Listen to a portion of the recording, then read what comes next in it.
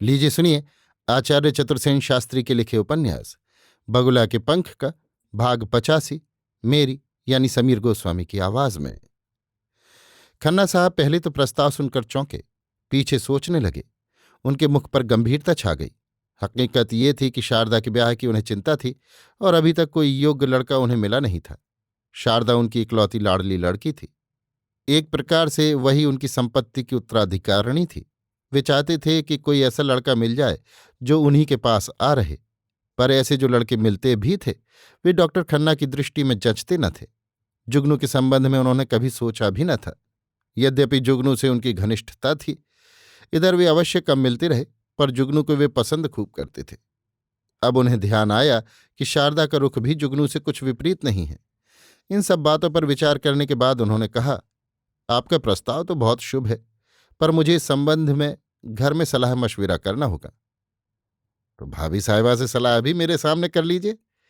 देखिए, अब मैं ये शादी देर तक रोक नहीं सकता।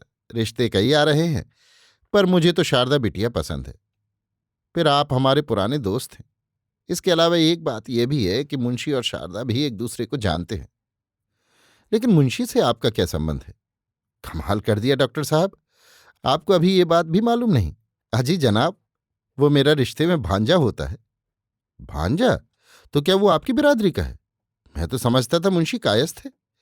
ऐसा ही शायद एक बार उसने कहा भी था। लाला फकीर चंद जोर से हंस पड़े। उन्होंने कहा, वो सदा का मस्खरा आदमी है। बचपन से ही वो शायरी के फेर में पढ़कर ऐसी ही सोहबत में रहा। लेकिन डॉक्टर साहब, आप भी क्या जात पात के पचड़े में हैं? मैं जानता हूं ये कोरा ढकोसला है, पर अभी तक मैं उसकी कैद में हूं। फिर भी शारदा के लिए यदि कोई मेरे मनपसंद लड़का मिल जाए तो मैं जात पात की ऐसी परवाह न करूंगा। परवाह आपको करनी ही न चाहिए। यही सोचकर मैं आपके पास आया हूं डॉक्टर साहब। नहीं, लड़कियों की बिरादरी में ही क्या कमी है? फिर जगन जैसा लायक लड़का चिराग लेकर ढूंढिए तो मिलना मुश्किल। 1-1 लाख का दहेज लोग देने को तैयार हैं डॉक्टर साहब। अब आपसे क्या पर्दा? पर भाई, मेरे पास ₹1,00,000 है नहीं। आपकी बिटिया ही लाख करोड़ की है। फिर आप खुद हीरा हैं, हीरा। ₹1,00,000 तो आपकी हस्ती पर निछावर है डॉक्टर साहब। वो आपकी कृपा और कद्रदानी है। अच्छा, मैं शारदा की मां को बुलाता हूं। मिसेस खन्ना आई। बहुत बातचीत हुई। लाला फकीर चंद का बात करने का ढंग प्रभावशाली था। वे स्वयं भी एक प्रभावशाली करोड़पति व्यापारी थे, MP थे। डॉक्टर खन्ना और उनकी पत्नी पर उनका प्रभाव था। जुगनू सुंदर, स्वस्थ, सभ्य, शिष्ट तरुण था। इस समय मिनिस्टर के सर्वोच्च पद पर था। यद्यपि उसके पास लाखों की संपत्ति थी, परंतु शायद इस संबंध में डॉक्टर खन्ना बहुत कम जानते थे। परंतु जो कमी थी वो इस बात ने पूरी कर दी थी कि वो लाला फकीर चंद का भांजा है। लाला फकीर चंद इस समय दिल्ली के अग्रवाल वैश्यों की नाक बने हुए थे। ये सब बातें ऐसी न थीं जो एक हिंदू बेटी के माता पिता पर प्रभाव न डालें। लाला फकीर चंद मनोविज्ञान के भी मालूम होता है ज्ञाता थे। उन्हें लड़की के पिता की असहाय अवस्था का ज्ञान था। उसका उन्होंने ऐसा चित्र खींचा और ऐसा वातावरण पैदा किया कि या तो अभी या फिर कभी नहीं।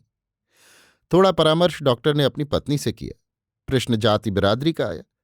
इस पर श्रीमती ने साहसपूर्वक कहा, हम खत्री हैं, आप अग्रवाल हैं। हम में आप में क्या अंतर है?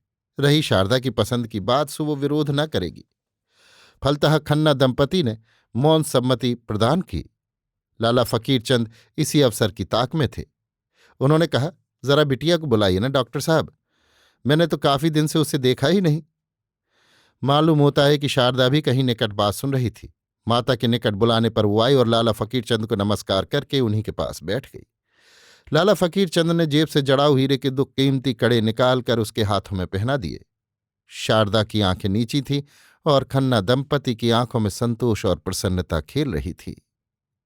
अभी आप सुन रहे थे आचार्य चतुर्सेन शास्त्री के लिखे उपन्यास बगुला के पंख का भाग 85 मेरी यानी समीर गोस्वामी की आवाज में।